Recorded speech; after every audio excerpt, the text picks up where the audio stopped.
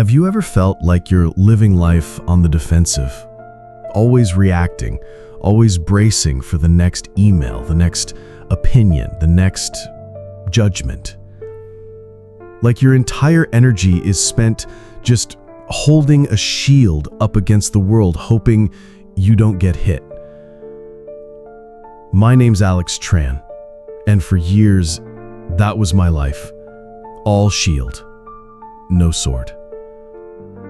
I was so busy defending myself from the world's expectations that I forgot I had the power to create my own. Today, we'll explore how to put down the heavy shield of anxiety and pick up the sword of intention. This is the journey of reclaiming your life. It starts small, doesn't it? You soften an opinion in a meeting because you don't want to seem difficult. You wear the blazer you hate because it feels more professional. You post the vacation photo with the perfect filter, and then you check your phone every 5 minutes for the likes. Each one is a tiny thread, and before you know it, those threads have woven themselves into a cage. I know because I built my own cage, thread by thread, in Atlanta. I was a mid-level manager, and my world revolved around my director, a man who spoke in bullet points and only ever praised work he called bulletproof. But I remember once seeing a worn-out photo of his daughter on his desk, and it was the only thing in his office that wasn't perfectly aligned. I remember one night preparing for a major pitch called Project Nightingale. It was 2 a.m., and the only light in my apartment was the blue glow of my laptop screen burning into my eyes. I wasn't checking data or refining strategy. I was hunting for synonyms for the word synergy because I'd used it twice already and was terrified of sounding repetitive, as if the fate of the entire project depended on my thesaurus skills at 2 a.m. I spent 20 minutes choosing between a bar chart and a pie chart, not based on which one was clearer, but on which one I thought my director's boss would find more visually appealing. The next morning, I nailed the presentation. My voice didn't shake, my slides were flawless, and at the end, my director gave me his signature curt nod and said, "Solid work." And I felt nothing. Absolutely nothing. Just a deep, hollow echo where the relief and pride should have been. As I walked back to my desk, the exhaustion hit me like a physical wave. I sat down and just stared out the window for a full minute. The city noise outside seemed muffled and distant. In the silence of my own head, the only thing I could hear was that hollowness. Pause. Let the silence sit for a moment.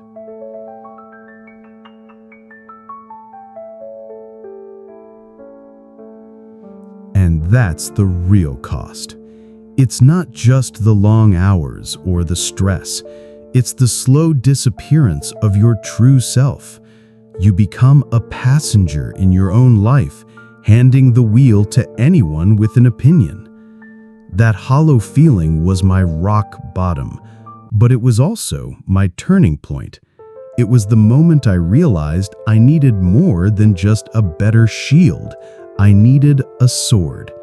And the answer came from combining an ancient philosophy with a modern mindset. To break free, I discovered I needed 2 tools. The shield is Stoicism, an ancient philosophy that protects you from the arrows of external judgment. It teaches you how to find inner peace by focusing only on what you can control, creating a fortress of calm within you. The sword is manifestation. This isn't wishful thinking. It's the art of intentional creation. Once your mind is calm and clear, you can direct your energy with purpose, using your thoughts and actions to consciously design the life you truly want. It starts with learning to use the shield. Principle 1. The shield of control. The first rule of Stoicism is brutally simple. Separate what you can control from what you cannot. Other people's opinions, their reactions, their approval, all outside your control. Trying to manage them is like trying to catch the wind. Your thoughts, your integrity, your actions, these are yours to command.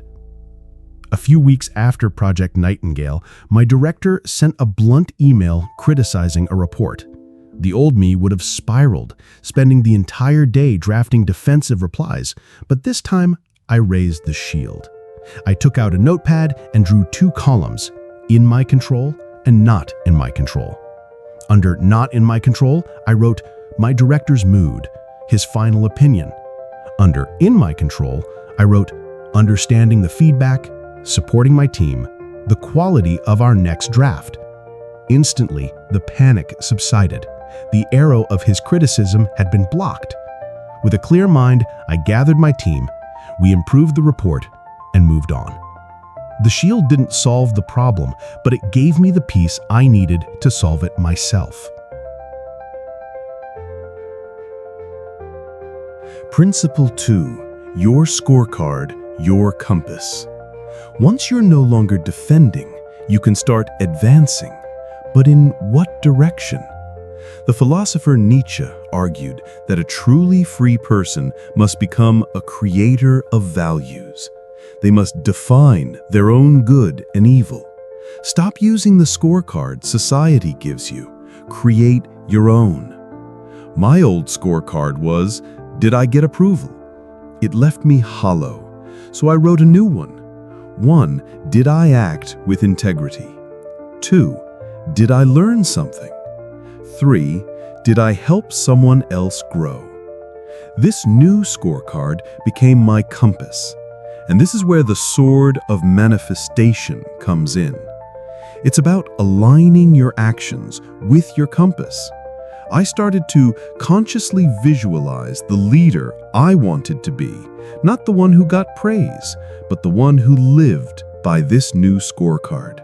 I saw myself as a mentor. So, the next day, I proactively offered to help a junior colleague with his project.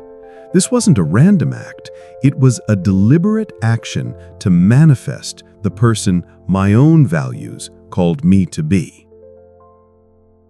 Principle 3. The armor of authenticity. A shield can become a mask. For years, my shield was a performance of perfection. The Stoics teach that true strength lies not in being flawless, but in being authentic. I learned this when my team missed a deadline because of a planning error I had made. My first instinct was to deflect blame. Instead, I stood before them and said, I messed up. I miscalculated the timeline on this, and that's on me. Let's figure out a new plan together. I expected judgment. I received respect. In that moment of vulnerability, I dropped the heavy performance. I was no longer a flawless manager. I was a real person. And that authenticity is its own kind of armor. It connects you with others and frees up immense energy you were wasting on pretending. Energy you can now use to create. Principle 4. Wielding visualization as both shield and sword. The Stoics practiced a powerful technique called negative visualization, imagining the worst-case scenario to strip it of its fear. I was terrified of being laid off, so I used it as a shield. I sat and pictured it. I lose my job. I'd be scared, yes, but I would survive. I'd update my resume, call my contacts. By looking the fear in the eye, it became just a problem, not a monster. But you don't stop there. Once the fear is neutralized, you pick up the sword. I started using that same mental space for positive visualization. I pictured myself, 1 year from them, leading a team that was thriving, feeling a deep sense of purpose that came from my scorecard. I didn't just visualize the success, I visualized the feeling of authentic pride. This combination is a complete system. Use Stoicism to clear the fear, then use manifestation to build the future. To live a meaningful life is to master both the shield and the sword.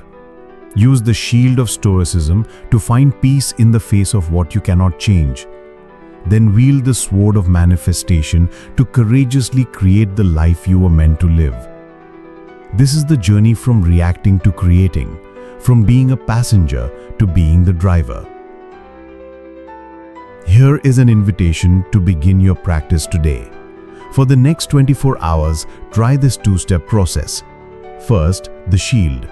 When you feel the sting of judgment or worry, pause. Ask yourself, is this truly in my control? If it isn't, consciously visualize yourself lowering the shield and letting the arrow fly past. Then, the sword. Find one small moment to act on your scorecard. Send that encouraging email. Spend 10 minutes on that passion project. Take one deliberate step towards the person you want to become. This is the path to inner freedom and outer purpose. It's a path we can walk together. Subscribe to Still Here Journey and let's continue the conversation. Thank you for listening.